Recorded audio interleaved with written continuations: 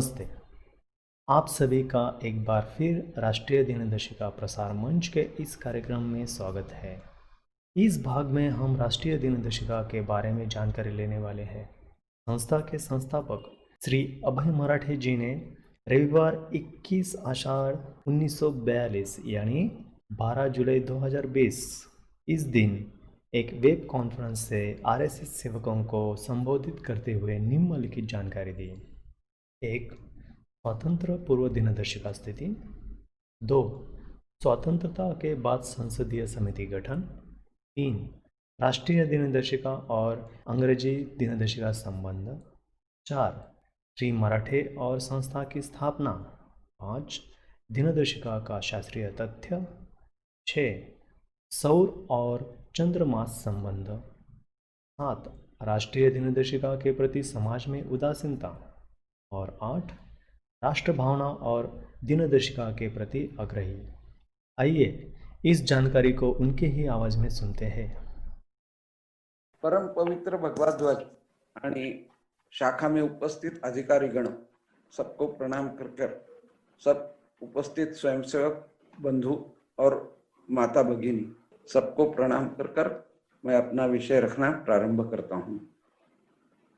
अपने भारत स्वतंत्र होने के पश्चात भारत में पहले लोक प्रतिनिधि जब 1952 में चुनकर आए तो उन्होंने कुछ प्रस्ताव रखे परिवर्तन के। उस समय एक प्रस्ताव था, अपना जो रुपया है या अपनी जो मापन पद्धति है वजन और लिक्विड पदार्थ के गणती करने की, वो दशमान पद्धति से होनी चाहिए और हमने वो दशमान पद्धति स्वीकार कर ली।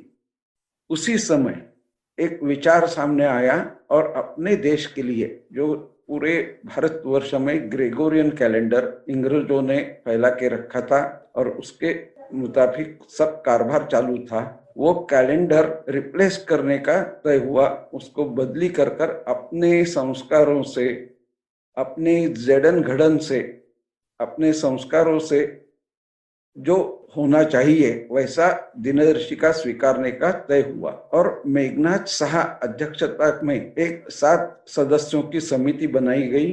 उस समिति ने 53 से करीबन 56 तक अध्ययन करके भारत के लिए एक दिनदर्शिका का सुझाव लोकसभा में रखा। उस सुझाव में उनके सामने जो महत्वपूर्ण चीजें थी कि ये दिनदर्शिका किसी भी पूर्णतः खगोलीय आधार पे होना चाहिए, किसी भी धर्म या किसी व्यक्तिगत रूप से किसी के जन्म से या पराक्रम से जुड़ी हुई होना नहीं चाहिए करके उन्होंने एक अध्ययन करके दिनदर्शिका का प्रस्ताव रखा। ये बताने के पहले मेरे को एक पद्य याद आता है। हम शाखा पे पद्य बोलते हैं, चरई वैती यही तो मार्ग है अपना, नहीं रुकना नहीं थकना, सतत चलना। ये सूरज के बारे में कहा जाता है कि सूरज कभी भी रुकता नहीं है, थकता नहीं है और सतत चलते रहता है और उसका जो भ्रमण है उसको सातत्य है। जिस प्रकार का सातत्य चांद्रमास को नहीं है या चांद्र तिथि को नहीं है। कभी कभी चंद्रमा की तिथि क्षय होता है, कभी कभी एक तिथि 2 दिन यानी वृद्धि होती है और दिन महीने के दिन सरीखे रहते नहीं है या वर्ष के दिन सरीखे रहते नहीं है। और ये स्थिति है कि जो तिथि कभी कभी सवेरे सूरज उगने के बाद सवेरे 7:30-8 बजे बदली जाती है, कभी दोपहर में बदली जाती है, कभी रात को बदली जाती है, उसका समय तय नहीं कर सकते। इसलिए वो चांद्रमास की तिथि दैनंदिन व्यवहार में यूज करने को या प्रयोग करने को ठीक नहीं, क्योंकि कभी भी और अपने देश में ऐसी हालत थी कि जितने राजे उनकी अलग अलग तिथियां भी होती थी, पंचांग अलग रहते थे। भारत में करीबन 30 प्रकार के पंचांग और काल गणना यानी दिनदर्शिका, क्योंकि भारत में अपने पंजाब बंगाल इन प्रांतों में सौर काल गणना भी थी।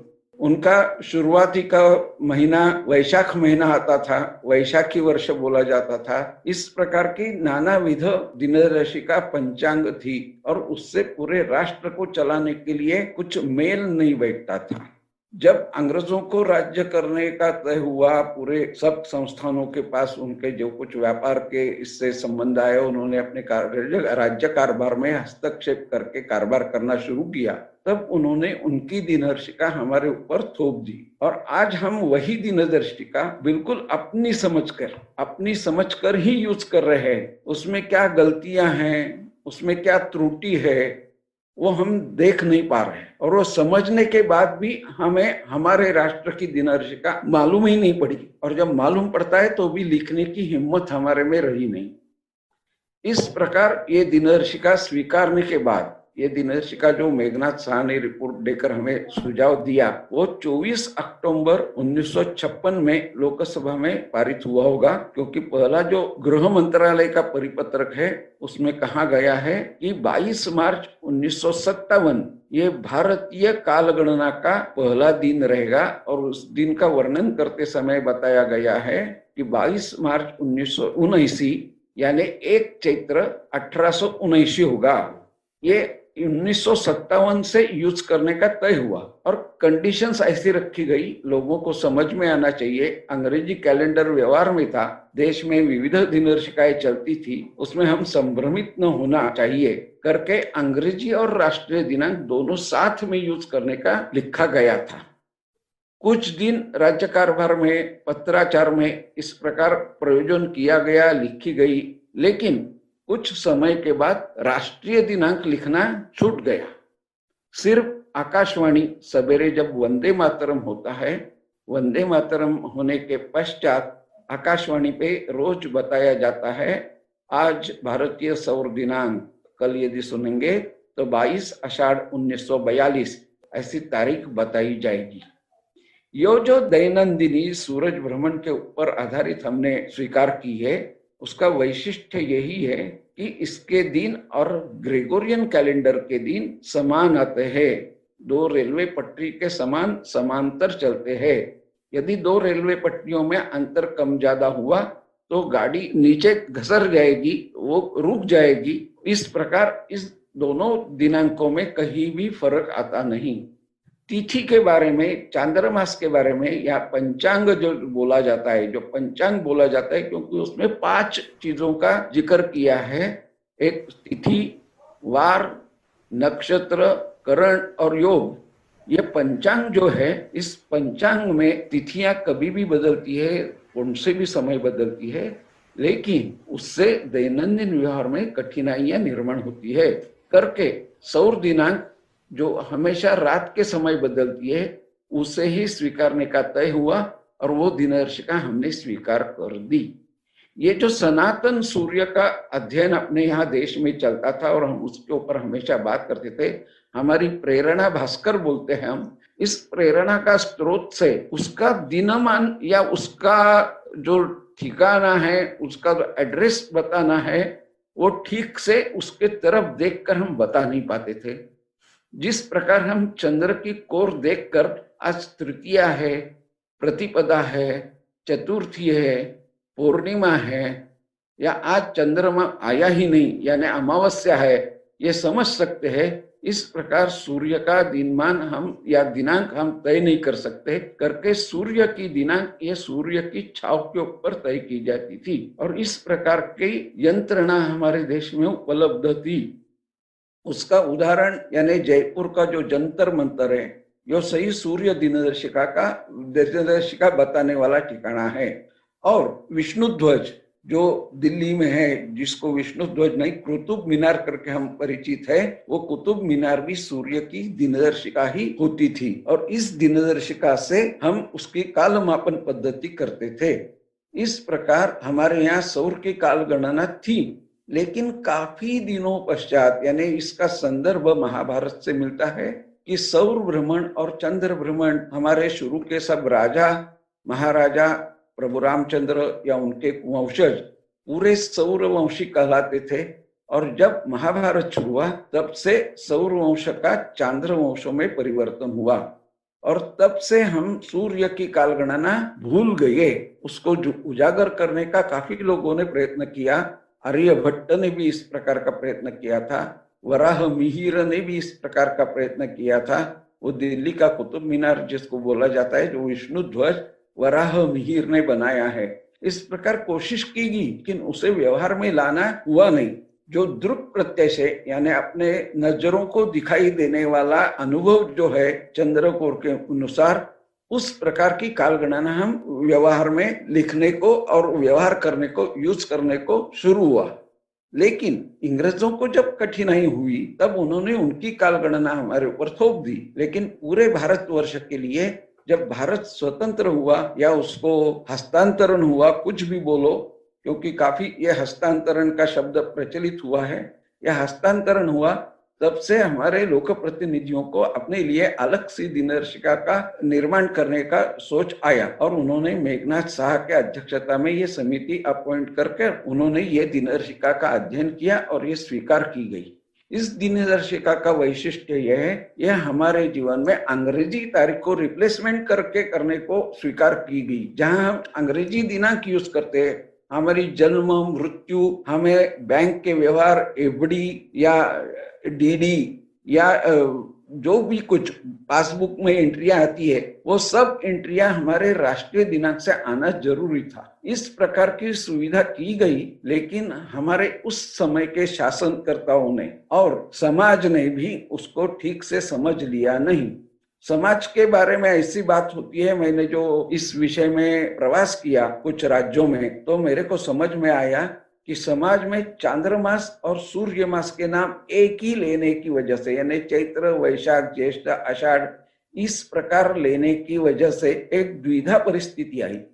अभी हम देखेंगे कि चांद्रमास का वर्ष जो है वो वर्ष प्रतिपदा को बदला जाता है, कई जगह वो कार्तिक महीने में कार्तिक प्रतिपदा को बदला जाता है।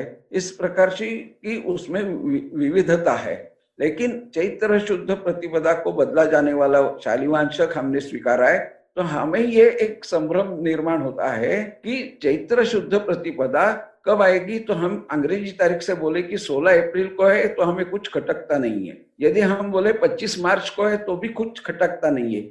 लेकिन मेरे को, जिसको ये विषय मालूम है, अपनी राष्ट्रीय दिनदर्शिका है, और हम यदि बोले कि नहीं 6 चैत्र को वर्ष प्रतिपदा है या 16 चैत्र को वर्ष प्रतिपदा है या 28 फाल्गुन को वर्ष प्रतिपदा है, तो सामने से लोगों का सवाल आता है ऐसा कैसा होगा, फाल्गुन मास में वर्ष प्रतिपदा, चैत्र मास कैसा आएगा।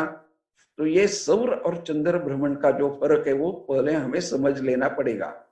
सौर और चंद्र भ्रमण में फर्क ऐसा है, पृथ्वी के भीतर चंद्र को प्रदक्षिणा लगाने को 354, 355, 356 तक दिन कम ज्यादा करके लगते हैं। कभी कभी एकाध तिथि का क्षय, एकाध तिथि की वृद्धि होती है और उस वजह से उसका जो भ्रमण है उसमें सातत्य नहीं है और तिथि कभी भी बदलती, मैंने बता दिया था। लेकिन सूर्य भ्रमण का जो वर्ष के दिन है वो बिल्कुल सेकंड तक पक्के है। 365 दिन 5 घंटा 48 मिनट 46 सेकंड तक उसका समय पक्का है करके सूर्य भ्रमण के इसमें ग्रेगोरियन कैलेंडर में भी एक लीप ईयर पकड़ा जाता है, जिस समय अंग्रेजों का फरवरी महीना ये 29 ही होता है और बाकी 3 साल वो 28 ही रहता है। अपने दिनदर्शिका यानी भारतीय सौर दिनांक में भी अपना चैत्र महीना उस समय 31 दिन का होता है और आगे सब दिन सरीखे ही रहते हैं, बाकी किसी भी मंथ में फर्क आता नहीं। चैत्र 31 हुआ कि बाकी पूरे दिन जैसे पूर्व पहले आते हैं उसी प्रकार आते हैं, बाकी कहीं ही फर्क आता नहीं। इस प्रकार की ये सौर कालगणना हमारे देश ने अधिकृत कालगणना के स्वीकार की। इस विषय को प्रारंभ कैसे हुआ? हमारे यहाँ अपने भारत के जागतिक जल तज्ञ जो माधवराज जी चितरले, उन्होंने पहली बार हमारे संघ के कार्यकर्ताओं के सामने ये विषय रखा। हमारे यहाँ की जो जन कल्याण समिति है उस समिति ने पहले बार दिनदर्शिका प्रकाशित की। वो साल है 2004, यानी 1925 आता है मेरे ख्याल से, 1925। उस साल को उसकी जो दिनदर्शिका प्रकाशित हुई, उस समय वो काम करते समय मैं विश्व संवाद केंद्र जो भारत अपने संघ परिवार की प्रकार है उसमें कार्यरत था, कार्यकर्ता करके काम करता था। तो विश्व संवाद केंद्र ने उस समय एक पत्रकार परिषद अरेंज की थी व्यवस्था की थी, क्योंकि ये नया विषय है और माधवराव जी चितले ने यह पत्रकार परिषद संबोधित की थी और पत्रकारों के सवाल जवाब सुनते सुनते तो जानकारी हुई करके विषय को बढ़ावा देने के लिए हमने कोशिश की। ये प्रोग्राम काफी बड़ा प्रोग्राम किया था, एक सभागृह लेकर उसमें अपने यूनाइटेड वेस्टर्न बैंक के फिलहाल जो रिजर्व बैंक के कुछ कमिटी में है वो सतीश मराठे प्रकाशन के लिए आए थे। वो यूनाइटेड वेस्टर्न बैंक अपनी जो संघ परिवार की बैंक है उसमें कार्यरत थे। अभी वो बैंक आईडीबीआई में मर्ज हो गई है, लेकिन उस बैंक में तो कार्यरत थे, अध्यक्ष थे, उनको बुलाया था। और उस समय हेमंत मोने कल्याण के खगोल अभ्यासक, उन्होंने राष्ट्रीय दिनदर्शिका किस प्रकार खगोल शास्त्र पे आधारित परिपूर्ण दिनदर्शिका है ये विषय रखा था। और माधवराव जी चितले जो खुद जागतिक जल तज्ञ करके उनको स्टॉकहोम जल का जो अच्छा पुरस्कार है, स्टॉकहोम पुरस्कार प्राप्त है, वो भी इस विषय के लिए मार्गदर्शन के लिए उपस्थित थे। इस प्रकार उस कार्यक्रम में जब हमें ये विषय मालूम पड़ा तो ऐसा हुआ कि अपनी जो संस्था है उन्होंने उनके पास अलग अलग विषय होने के वजह से इस विषय में ज्यादा आगे बढ़ावा दे नहीं सके करके कुछ दिन हमने विश्व संवाद केंद्र के माध्यम से 10 साल करीबन हमने इस विषय को बढ़ावा दिया। लेकिन उनके पास भी उनके अलग अलग विषय रहते हैं, उसमें भी उनका ध्यान नहीं जाता था। तो हमारे यहाँ के जो कार्यकर्ता और यहाँ के विभाग संघचालक अनिल जी भालेराव जो गरवारे के टेक्निकल डायरेक्टर है, अभी अंबेडकर प्रतिष्ठान यानी हेडगेवार हॉस्पिटल का जो प्रतिष्ठान है उसके अध्यक्ष है, उन्होंने हमें बताया कि इस विषय के लिए अलग संस्था होनी जरूरी है करके हमने राष्ट्रीय दिनदर्शिका प्रसार मंच की स्थापना करने की सोच मन में लेकर 2014 यानी 1935 में इस विषय को संस्था के रूप में बदली किया और इस विषय लेकर हम हर साल दिनदर्शिका, डायरी इस प्रकार प्रकाशन करके लोगों के सामने विषय रखना शुरू किया। और जैसा जैसा लोगों के मन में विषय के बारे में लोगों को जानकारी होती गई, वैसे उसके प्रयोग करने वाले लोग भी बढ़ गए। हमने भी जानकारी बहुत इकट्ठा करना शुरू किया। गृह मंत्रालय के परिपत्रक हमारे पास आ गए, रिजर्व बैंक का परिपत्रक हमारे पास आ गया, जिसमें उन्होंने बताया है कि भारत की दिनांक, यदि आज मैं चेक दूं, मैं धनादेश देते समय आज की तारीख 21 आषाढ़ 1942 लिखूं तो बैंक को यह चेक पारित करना ही पड़ता है, क्योंकि वैसा नियम है। ये इंडियन नेशनल कैलेंडर करके उन्होंने ये निकाला है कि as per Indian national calendar date is valid date, ऐसा उन्होंने उल्लेख किया है। लेकिन कोई भी उसको प्रयोग न करता था और गवर्नमेंट की तरफ से भी उसके बारे में ज्यादा जानकारी न दी जाने से और स्कूल में जिस प्रकार सिखाया जाना चाहिए था उस प्रकार सिखाया गया नहीं। स्कूल में आज भी दूसरी के अभ्यासक्रम ने सिखाने के लिए है, लेकिन सिर्फ वहां हर महीने के दिन कितने हैं, कौन सा महीना किस तारीख को शुरू होता है, इतनी जानकारी देते हैं। बाकी आगे का उसमें जो खगोलीय आधार है, जो खगोलीय महत्व है उसका, खगोल के हिसाब से एक शास्त्र शुद्ध है, ये जानकारी दी जाती नहीं, कि जिस कारण लोग उसका प्रयोग करने को शुरुआत करना चाहिए वो होता नहीं। और उसके बारे में जो नियम थे कि मेरा जन्म मृत्यु में, हमारे यहाँ महाराष्ट्र में स्कूल का जो स्कूल छोड़ने का जो दाखला है वो जो मिलता है, उस दाखले के ऊपर राष्ट्रीय तारीख लिखना कंपलसरी है। कंपलसरी नहीं है लेकिन लिखना जरूरी है, ऐसा लिखा है। लेकिन वो कंपलसरी की भी अगर लिखा नहीं गया आज तक, यानी 60 वर्षों में आज तक किसी के भी स्कूल लिविंग सर्टिफिकेट पे राष्ट्रीय दिनांक इंग्रेजी तारीख के साथ आई नहीं करके वो जनमानस में कभी रूढ़ हुई नहीं। उसका प्रयोग सिर्फ अपने राष्ट्रपति की निमंत्रण पत्रिका, अपने मंत्रालयों की जो निमंत्रण पत्रिका, या दो देशों में जो एग्रीमेंट होते हैं, ट्रीटी होती है, करारनामे होते हैं, उसमें लिखने के लिए उसको बंधनकारक है। वहां ये नहीं लिखी तो रद्द भी हो सकता है, एग्रीमेंट, इस प्रकार का कंपल्शन है। तो हमारे देश का जो इतना बड़ा अधिकारी, जो प्रतिनिधि, सचिव हो, राजदूत हो या कोई लोक प्रतिनिधि बनकर वहां गया, तो उसको उस समय मालूम पड़ता है कि मेरे देश का खुद का एक दिनदर्शिका कैलेंडर है और उसे व्यवहार में यूज करना ये मेरे को बंधनकारक है। उस प्रकार उस समय वह अपना जो बड़ा अधिकारी, अपने देश का जो प्रतिनिधित्व करता है, ये व्यक्ति उस समय एक छोटी सी डायरी लेके जाता है और डायरी लेकर उसमें देखता है हमारे देश की दिनांक क्या है और मेरे को क्या लिखना है।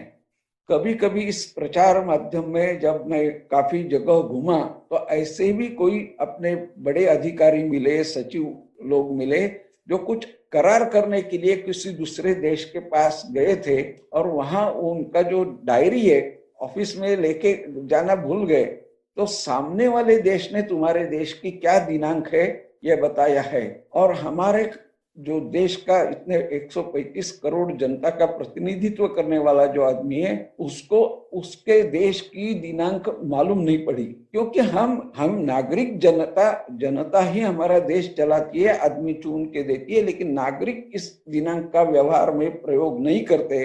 उन्होंने ये विषय समझ लिया नहीं, स्कूल में ठीक से बताया गया नहीं, करके इस विषय का पूरा अंधकारमय हो गया था। 60 सालों में किसी ने भी उसका प्रयोग दैनंदिन व्यवहार में किया नहीं था और उस विषय को पूरा अंधकार में रखा गया था।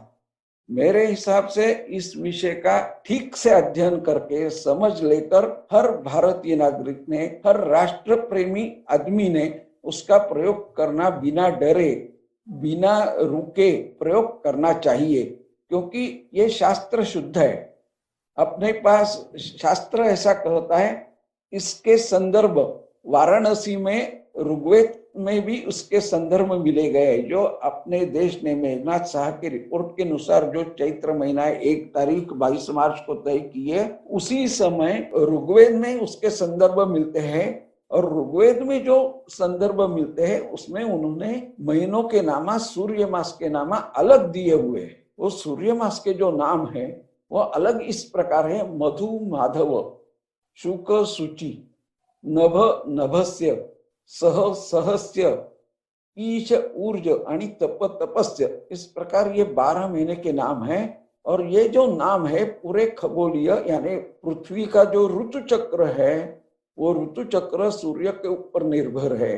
वो सूर्य के ऊपर निर्भर होने से उस जो कृतियां घटती है, जैसे हमें 3 ऋतु हमें महसूस होते हैं, एक धूप काल, दूसरा बारिश का समय, तीसरा सर्दी का समय, ये हमें महसूस होता है। हम उसको प्रचिति ले सकते हैं कि अभी सर्दी बढ़ गई है, धूप काल बढ़ गया है। इस प्रकार ये 3 ऋतु जैसे हमें महसूस होते हैं, इस प्रकार इन ऋतुओं का जो संबंध है वो सूर्य के भ्रमण के ऊपर है और इस ऋतु चक्र के ऊपर निर्भर ये दिनदर्शिका बनाई गई है। और वसंत ऋतु से उसका प्रारंभ दिया गया है, उसका और एक खगोलीय आधार इस प्रकार पकड़ा गया। और मधुमास यानी समान रात्र समान दिन, जो 22 मार्च और 22 सितंबर अपने बच्चों के किताब में, चौथी के भूगोल में इस विषय को रखा गया है, वो ऐसा है। वहां 4 दिन सिखाए जाते हैं बच्चों के लिए।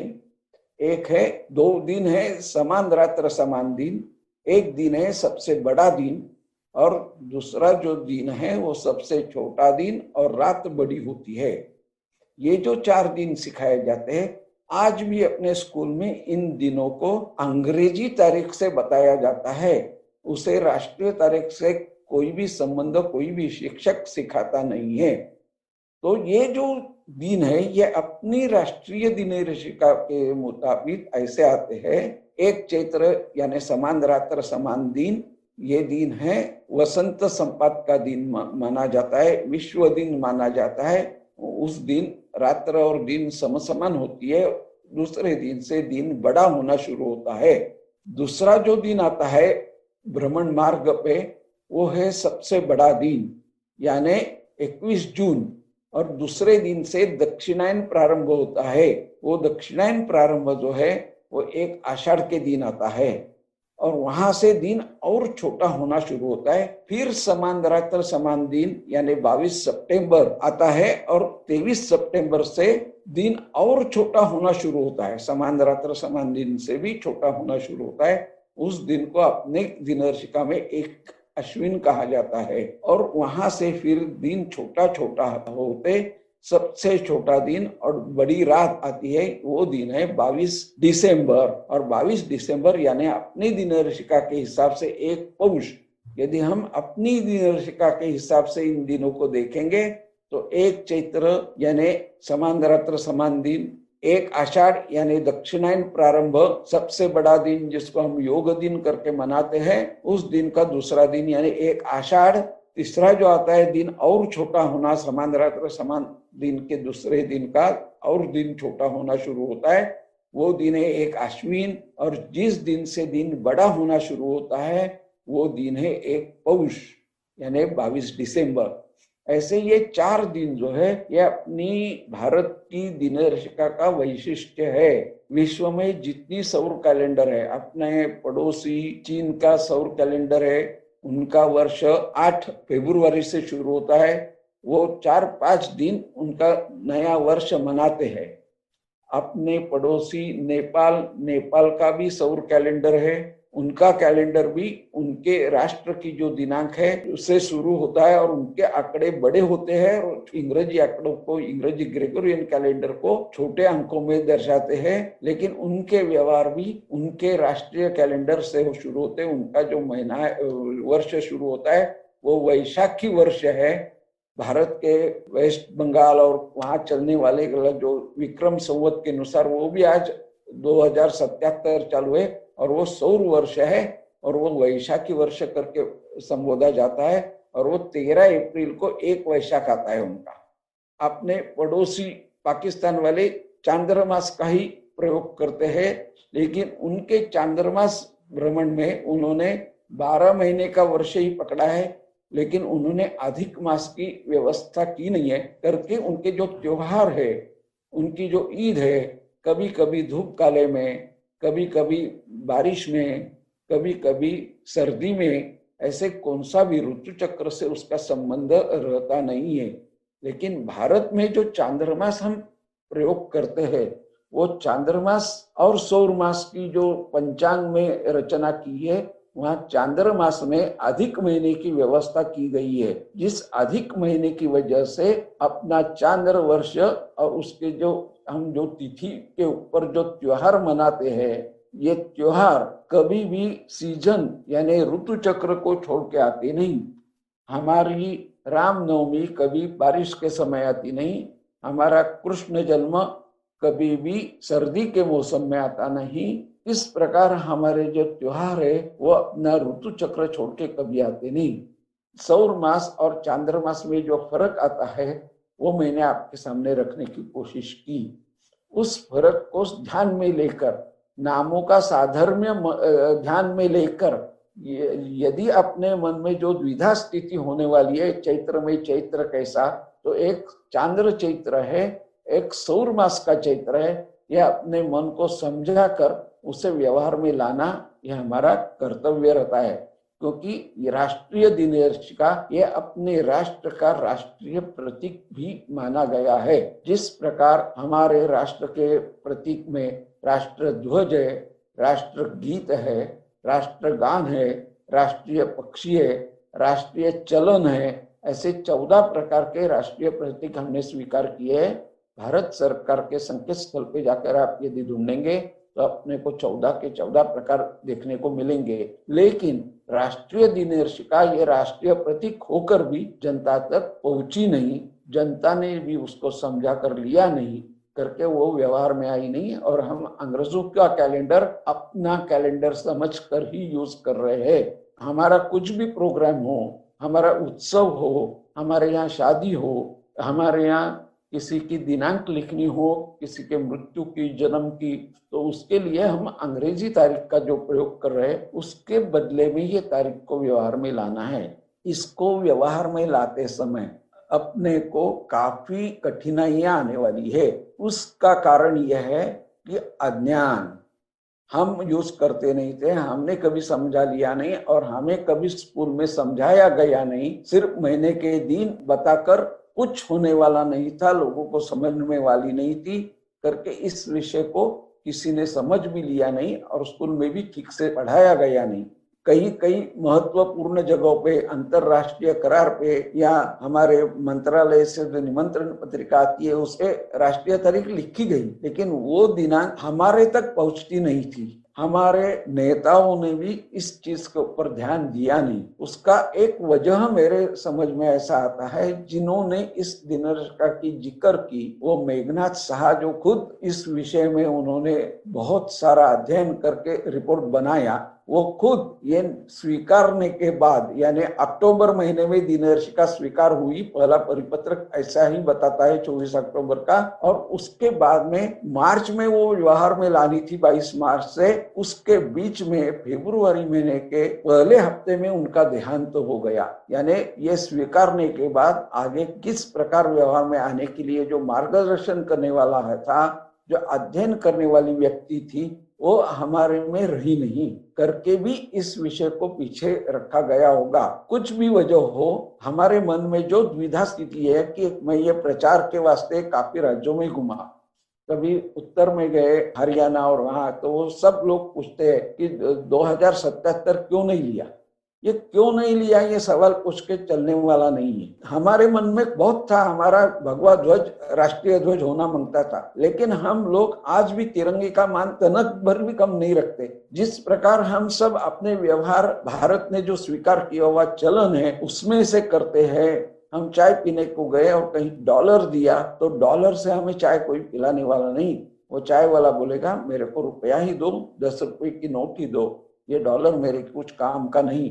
इस प्रकार हम रुपया से ही व्यवहार करते हैं। हम कुछ गाड़ी में पेट्रोल भरने गए, पहले हमारे यहाँ पेट्रोल गैलन पे मिलता था, आज हमारे यहाँ पेट्रोल लीटर पे मिलता है, हम लीटर का भाव दे पेट्रोल खरीदते हैं। इस प्रकार हम अपने देश का कैलेंडर दिनदर्शिका व्यवहार में लाने के लिए थोड़ा लोगों को समझा के, थोड़ी जानकारी देकर याद से यूज करना चाहिए। याद रखने के लिए अपने बहुत सारी सुविधा भी उपलब्ध है। हमारे संस्था के एक कार्यकर्ता ने इंडियन नेशनल कैलेंडर करके ऐप बनाया हुआ है, जो गूगल प्ले स्टोर से आप फ्री डाउनलोड करके ले सकते हैं और अपने मोबाइल में उस ऐप से आप इतिहास, यानी किसी महाराणा प्रताप की तारीख बदलना है या आपके यहाँ किसी राष्ट्र पुरुष की जन्म दिनांक जो अंग्रेजी में लिखी गई है उसको परिवर्तित करना है तो वो भी कर सकते। कई अपने उत्सव या अपने घर में शादी तय हुई या कुछ प्रोग्राम तय हुआ तो लोगों को बताते समय राष्ट्रीय तारीख क्या आएगी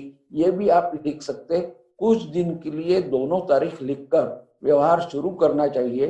धीरे धीरे हमें भी उसकी जानकारी होगी, कैसे समान आते हैं, कभी परिवर्तन होता नहीं है, लिखने को कितने आसान है। जिस प्रकार अंग्रेजी तारीख लिखते हैं उसी प्रकार हमें उसको धनादेश पे, खरीदी खत में, स्कूल के दाखले पे, हमारे पासपोर्ट पे, हर जगह इस तारीख की मांग करनी चाहिए। अपनी संस्था का पैन कार्ड भी हमने राष्ट्रीय तारीख से निकाला है। यदि हम मांगे, समझा के दे, थोड़ा समय बिताए, जल्दी न करे, समझाने को समय दे तो जरूर सामने वाला भी उसको पसंद करता है और उस प्रकार अपने को उस तारीख का प्रयोग करके अपने को देता है। हमारा एटीजी का सर्टिफिकेट भी उस प्रकार मिला है। इस प्रकार की लिंक भी आज मार्केट में उपलब्ध है। संगणक यानी कंप्यूटर में भी, आउटलुक में, वर्ड में दोनों तारीख आना या सिंगल राष्ट्रीय तारीख आना या सिंगल अंग्रेजी तारीख तो डिफॉल्ट आ रही है। जब हम सब इस प्रकार राष्ट्रीय तारीख का प्रयोग करना शुरू करेंगे तो हमारे यहाँ आने वाले मोबाइल, हमारे यहाँ आने वाले संगणक, इसके ऊपर डिफॉल्ट कुछ भी किए बगैर अपने देश की तारीख आएगी। कोई भी व्यापार करने वाला, मेरे को काफी जब प्रवास किया तो लोगों ने सवाल पूछे कि आज ग्लोबलाइजेशन का युग है, आप इससे व्यवहार करेंगे तो सामने वाले को क्या समझेगा। ये सब जो सुविधा संगणक में है उससे उनको मालूम है, उन्होंने इसके ऊपर ध्यान दिया है, उन्होंने ये सुविधा आपके लिए दी है।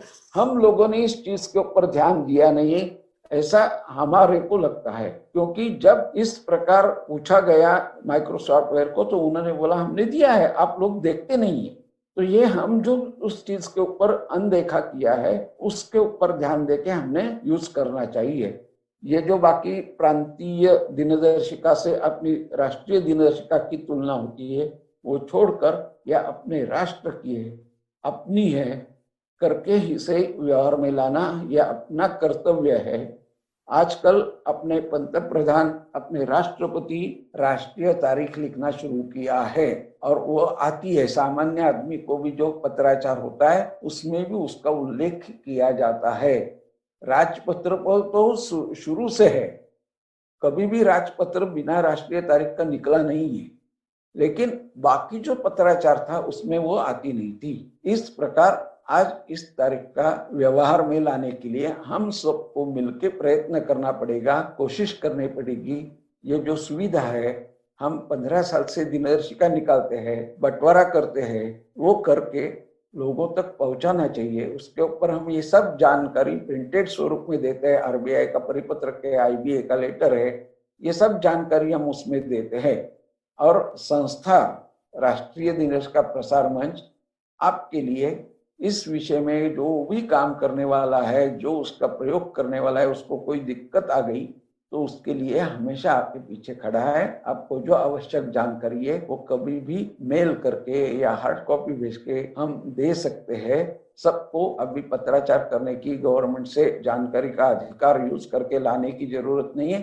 अपने पास जितना उपलब्ध है वो सब चीज हमारी ओर से आपको मिलेगी और ये काम को बढ़ावा देने वालों को हमारे संस्था के सदस्य बनकर भी हमारे साथ काम करने को मौका मिलेगा।